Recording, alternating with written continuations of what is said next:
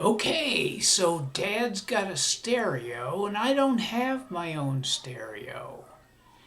But one experience I had that was very pivotal in my development of audio listening was I was in a store and they had some stereo headphones, over the ear stereo headphones.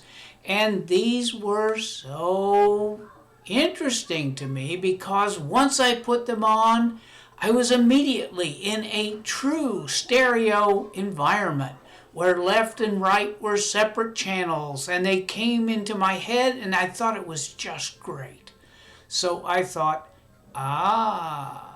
that's how I can have my personal stereo. I'll have my own headphones. So let's take a look at those headphones. There's the headphones. Up close and personal. And guess where they came from? They came from Radio Shack. And Radio Shack's version of their headphone brand is Realistic. Oh, these things are going to be great. This is going to be so nice. See those nice little cushions that seal the air around your ears so that it gets you as much frequency response as possible? And then what can I do? Where is the stereo plug on my dad's stereo? Darn it, he doesn't have a stereo headphone plug. So guess what I'm going to do? I'm going to go to Radio Shack another time and I'm going to get a stereo headphone adapter to come out with two stereo wires that I can tie into speakers. So, what do I have? What do I have that I listen to music for now in my own personal space? Now this is what I'm going to tie my headphones in. This is my own radio. This is my own radio in my room that I bought with paper route money. So cool. I got in there and I know a little bit about wiring, so I got in there with the speakers and I adapted a headphone jack to my headphones.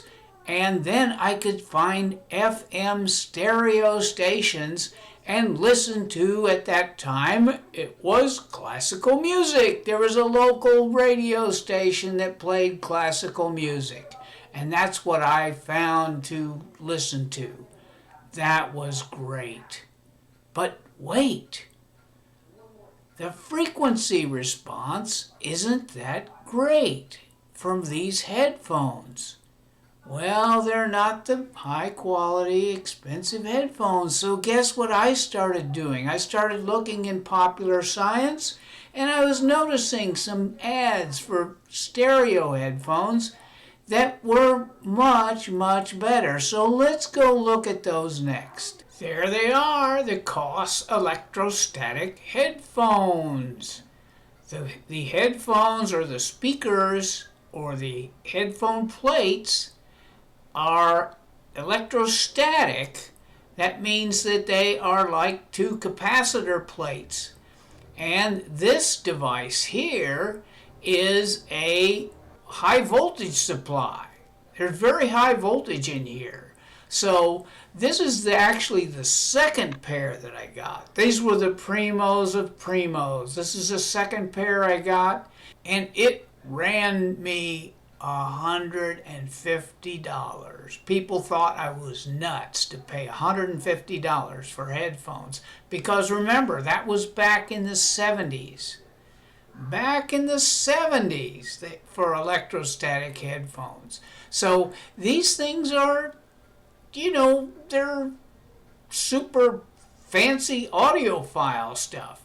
But I thought, well, why have loudspeakers if you can have these Super Duty headphones? So I thought, so what?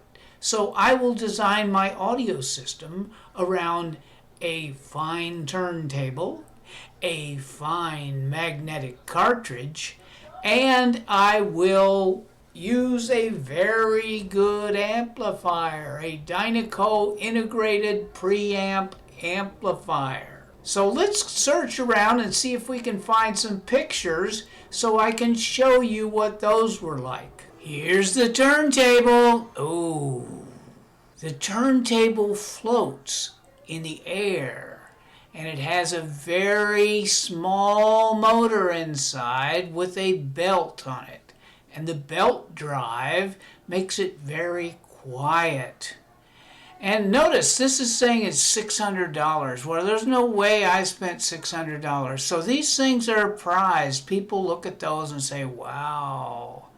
And here's the little adjustment for the tone arm. See, when you're fancy, you call it a tone arm.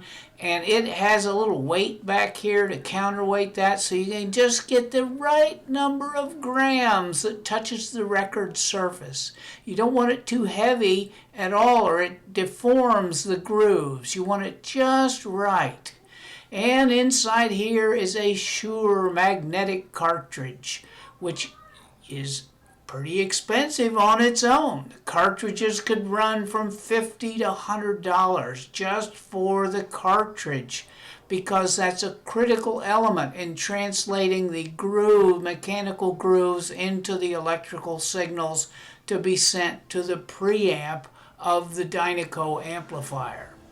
So as I would sit listening to my music on my Magical Koss headphones, I would watch this spinning turntable and its nice shiny surface.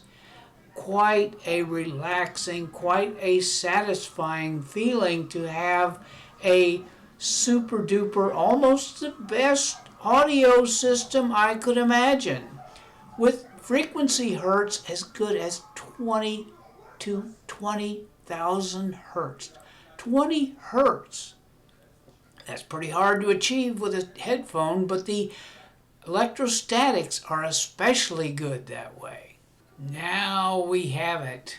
Here's our final Dynaco amplifier, and there's the headphone jack. But if you had that amplifier, it'd actually have to tie the headphones together at the back because of that high voltage supply and the way that worked. So here's all the controls, here's all the different switches for different settings, and this one actually is called a four-dimensional amplifier because at that time they had quad stereo, where the rear speakers had a slightly different phase so that it made it appear like there was four-dimensional sound, which was quite a deal. Notice the price, $419. I paid $250 for the thing, but that was in the 70s. So there you have it, all my components for the perfect stereo system, and that closes out a wonderful chapter.